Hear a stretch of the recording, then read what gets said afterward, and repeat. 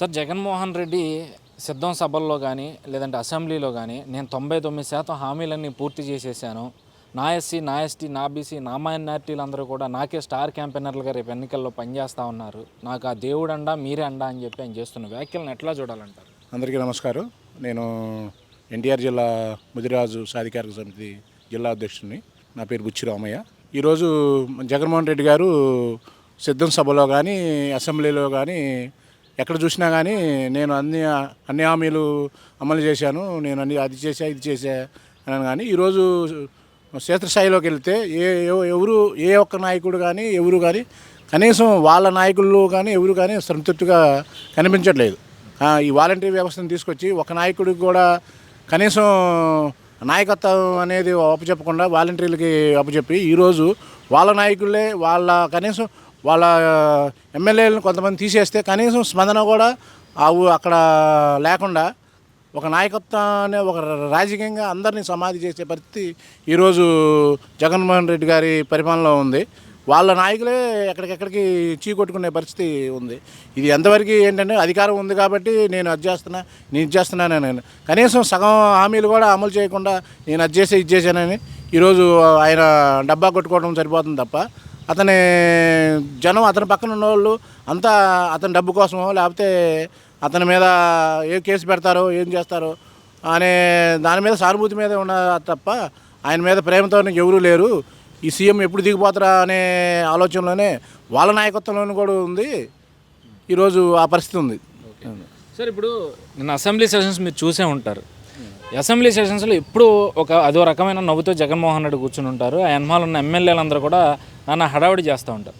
కానీ నిన్న జరిగిన సభలో చూస్తే అందరూ ముభావంగా సైలెంట్గా కూర్చోవడం, ఈవెన్ జగన్మోహన్ రెడ్డి మొహంలో కూడా గతంలో కనిపించిన కళ కనిపించిన పరిస్థితి ఏంటంటారు? దానికి కారణం ఏంటంటారు? ఈరోజు జగన్మోహన్ రెడ్డి గారు మనం ఎక్కడ చూసినా కానీ 175కి 175 సీట్లు మేము సాధిస్తాం అని అన్నారు.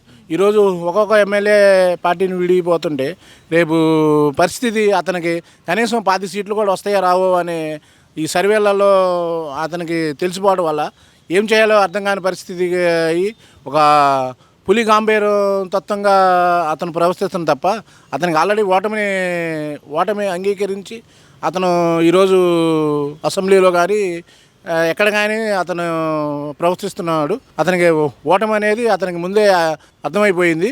అందువల్ల అతను ఎమ్మెల్యేలు కూడా అతన్ని రేపు అసెంబ్లీ ఇది రాంగులోనే ఉన్న మిగిలిన ఎమ్మెల్యేలు కూడా పార్టీని వీడిపోయే పరిస్థితిలో ఉన్నారు.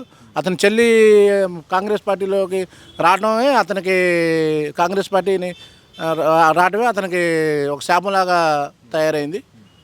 ఇది కంపల్సరీగా అతనికి 10 సీట్ల కన్నా ఎక్కువ రావు అనేది అతని సర్వేలో అతనికే తెలిసిపోయింది.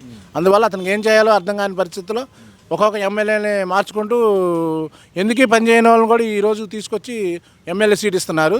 ఒక జెడ్పీడీసీని లేకపోతే అక్కడ వార్డు కౌన్సిలర్ని అలాంటి వాళ్ళని తీసుకొచ్చి ఏదో ఇతని మీద వ్యతిరేకత ఉంది, ఇతనైతే గెలుస్తాడని.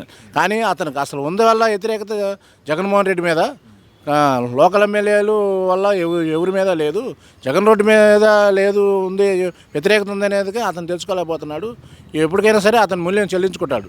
అంటే ఇప్పుడు ఈ కేంద్ర ప్రభుత్వానికి సంబంధించి కూడా అసెంబ్లీలో జగన్మోహన్ రెడ్డి వ్యాఖ్యలు చేయడం అంటే ఏదైతే కేంద్రంలో ఈసారి బీజేపీ గెలిస్తే తక్కువ మెజార్టీతో గెలవాలి, మన అవసరం వాళ్ళకు ఉండాలి, అప్పుడే మనం ఏదైనా సరే మన రాష్ట్రానికి కావాల్సిన పోరాడి తెచ్చుకోగలం అని చెప్పి జగన్మోహన్ రెడ్డి చెప్పడం అనే దాన్ని మనం ఎట్లా చూడాలంటారు? అది ఎంతవరకు ఇప్పుడు ఇన్ని 4 సంవత్సరాల 9 నెలలు అవుతుంది.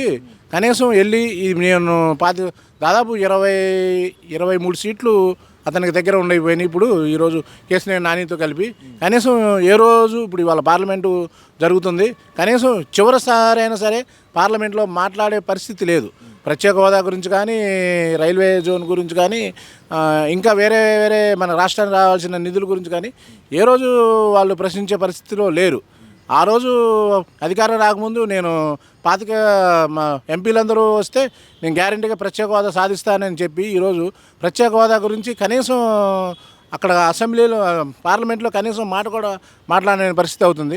ఈరోజు వాళ్ళ చెల్లెలు కూడా మొన్న సభలో కూడా అదే చెబుతున్నారు. కనీసం ప్రత్యేక హోదా కాదు, ప్రత్యేక ప్యాకేజ్ కూడా నువ్వు సాధించలేని పరిస్థితి అయిపోయింది. రైల్వే జోన్ కానీ ఇంకా ఇతరత్రాలు కనీసం బీజేపీకి నువ్వు ఊడిగం చేస్తున్నావు అనేది సొంత చెల్లెలే ఈరోజు కామెంట్ చేసే పరిస్థితి అయిపోయింది. అతను ఏం చేయాలో అర్థం కాక ఏ సమస్యని అతను తీర్చే పరిస్థితిలో లేడు, మొబావుగా ఉండిపోయే పరిస్థితి అయిపోయి ఈరోజు అసెంబ్లీలో కూడా అతను ఇంతకుముందున్న భయంకరమైన లేకుండా మౌనంగా ఉన్నాడనేది మా అభిప్రాయం.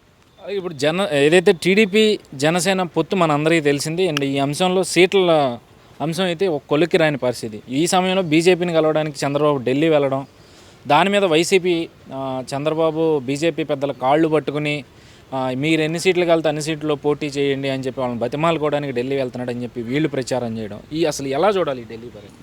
ఈరోజు ఈ ఢిల్లీ పర్యటన అనేది కనీసం వాళ్ళంతా వాళ్ళే బీజేపీ వాళ్ళే రమ్మని పిలవటం వల్ల ఈరోజు బాబు గారు ఢిల్లీ వెళ్ళాల్సిన పరిస్థితి ఉంది. అంతే తప్ప వీళ్ళు చెప్పినట్టు, జగన్మోహన్ రెడ్డి గారు చెప్పినట్టు, వైసీపీ చెప్పినట్టు కాలబేరానికి అయితే వెళ్ళాల్సిన పరిస్థితి లేదు. ఈరోజు జనసేన కానీ టీడీపీ కానీ 150 నుండి 160 సీట్లు రాష్ట్రంలో సాధించడానికి సర్వేలు కానీ జనాలసిస్ ప్రకారం కానీ ఆల్రెడీ డిక్లేర్ అయిపోయి ఉంది. ఈరోజు ఏంటంటే కేంద్రంలో రేపు ఏదన్నా కేంద్రం కూడా సపోర్ట్ ఉంటే రేపు ఆర్థికంగా ఇన్ని అప్పులు చేసి ఇంత ఆర్థికంగా లోట్లో ఉంది కాబట్టి రేపు గవర్నమెంట్ వస్తే వాళ్ళ ద్వారా కూడా కొంత మనకి ఈ ప్రత్యేక హోదా కానీ ప్రత్యేక ప్యాకేజ్ కానీ రాజధానికి రేపు ఏదన్నా ఉపయోగం పడుతుందనే ఉద్దేశంతోనే ఆయన దూరదృష్టి కలవాడు కాబట్టి ఈరోజు వాళ్ళ దగ్గరికి వెళ్తున్నాడు తప్ప వైసీపీ వాళ్ళు చెప్పినట్టుగా అది ఏం లేదు అనేది మా అభిప్రాయం.